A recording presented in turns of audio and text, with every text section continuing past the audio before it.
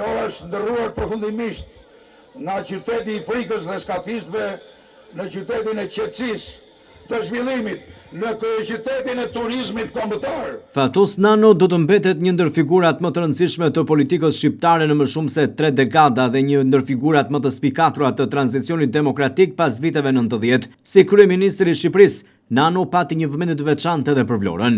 Vlora juaj do të shndërrohet në një qendër të fuqishme të energjisë, duke zgjidhur përfundimisht problemin e furnizimit me energji elektrike për gjithë Shqipërinë e Jugut. Qytetarët e Vlorës shprehin keqardhjen për ndarjen nga jeta të Fatos Nanos, ndërsa e cilës është një nga figurat më emblematike të Shqipërisë. Ishte më demokratiku që ka pasur Shqipëria deri më sot. Çfarë vlerësoni më shumë? Tolerant, njeri i zgjuar, me disa gjuhë të huaja, merresh vesh me gjithë botën, edhe Partinë Socialiste ai e rinovoi, bëri një parti demokratike, nga partia e punës që ishte, e ktheu komplet në një parti demokratike.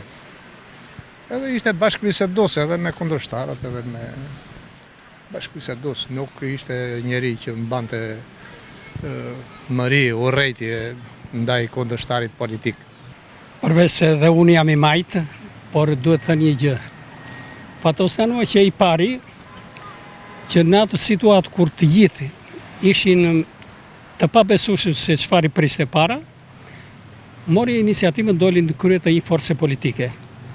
Por ajo që gjykohet përveç kësaj është ai sepse ka qenë një nga drejtuesit e partive gjatë gjithë periudhës me një vizion shumë të qartë dhe të hapur. Ishte shpejt ikja nga jeta.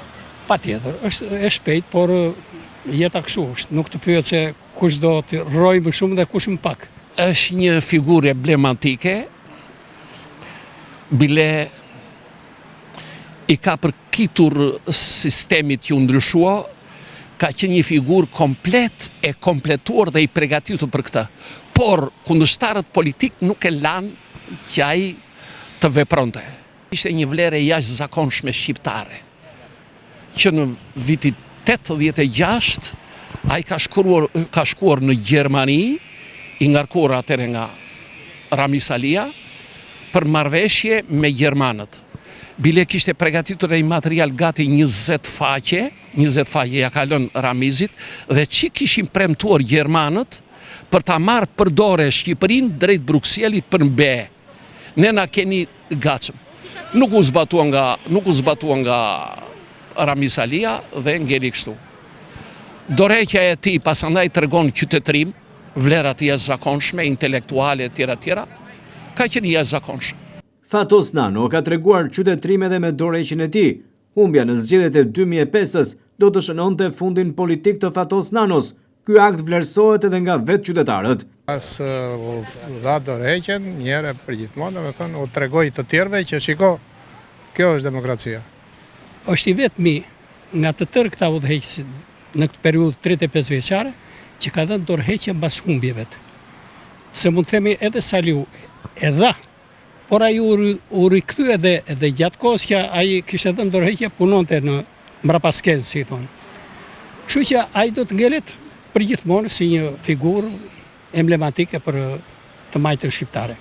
Fatos Nano është vlerësuar për rolin e tij në modernizimin e së majtës shqiptare dhe afrimin e politikës shqiptare me standardet europiane. Ai do të ishte një njeri batutave, të cilat shpeshherë i bënte edhe sa herë vinte në Vlorë, ashtu si kundërveproi edhe në një vizitë në Bashkinë e Vlorës.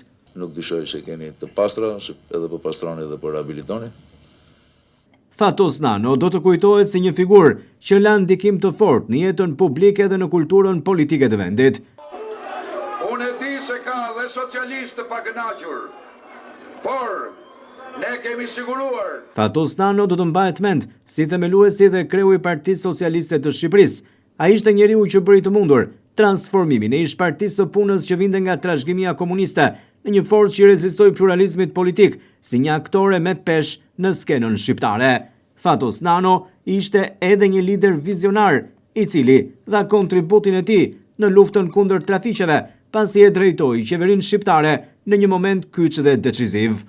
Në emër të majorancës sot në progresiste, mbetemi angazhuar që Vlora të mos jetë më moli i piratëve.